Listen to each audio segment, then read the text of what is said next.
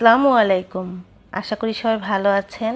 আজকের পর্বে ভীষণ মজার এবং হেলদি একটি ডেজার্ট বানিয়ে দেখাবো। এই ডেজার্টটা তৈরি করা যেমন সহজ, খেতে অনেক বেশি মজার। আশা করি আজকের এই সহজ আর মজার রেসিপিটি ভালো লাগবে।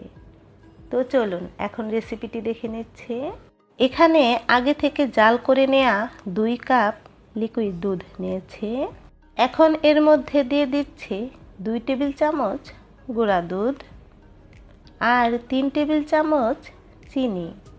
1 চিমটি লবণ দিয়ে ভালো মতো মিশিয়ে চুলায় জাল করে নেব যতক্ষণ পর্যন্ত না একটু ঘন হয়ে আসবে।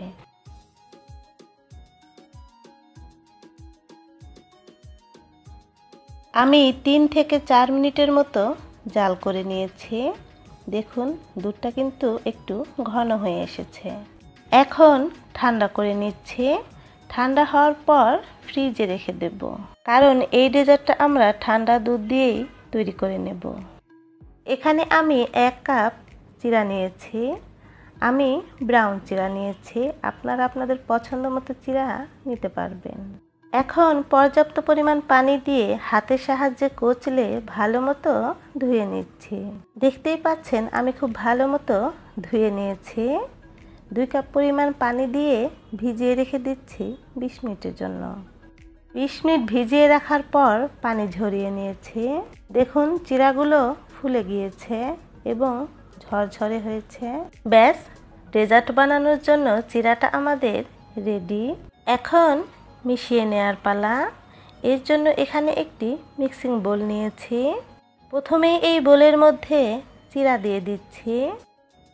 এখন দিয়ে দিচ্ছি 1/2 কাপ মিষ্টি দই। আর এই মিষ্টি দইটা আমি ঘরে তৈরি করেছি। এই মিষ্টি দইয়ের ভিডিও লিংক নিচে ডেসক্রিপশন বক্সে পেয়ে যাবেন। আর হ্যাঁ, এই ডেজার্ট তৈরিতে অবশ্যই মিষ্টি দই ব্যবহার করতে হবে। এই মিষ্টি দই ব্যবহার করার কারণে এই ডেজার্টের টেস্ট অনেক বেশি বেড়ে যাবে। দিয়ে দিচ্ছি পাকা আম। আমি এরকম ছোট ছোট করে কেটে নিয়েছি।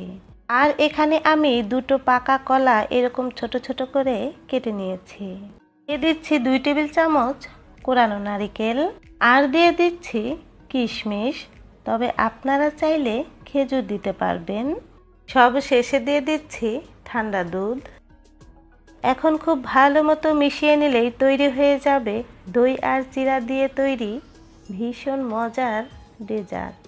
আপনারা চাইলে এই ডেজার্টটা সেহরি বা ইফতারে খেতে পারবেন। এই ডেজার্টটা একবার তৈরি করে খেয়ে দেখুন, দেখবেন বারবার খেতে ইচ্ছে করবে। আর ছোট বড় সবাই এই ডেজার্টটা খেতে পছন্দ করবে। প্রিয় দর্শক, আশা করি এই সহজ আর মজার রেসিপিটি ভালো লেগেছে। ভালো লাগলে প্লিজ চ্যানেলটি সাবস্ক্রাইব করে পাশে থাকা বেল আইকনটি বাজিয়ে রাখবেন। আর যারা চ্যানেলটি সাবস্ক্রাইব করেছেন তাদেরকে তো অসংখ্য ধন্যবাদ। আজকের মতো তাহলে বিদায় নিচ্ছি। সবাই খুব বেশি ভালো থাকবেন। সবাই সবার জন্য দোয়া করবেন। আল্লাহ হাফেজ।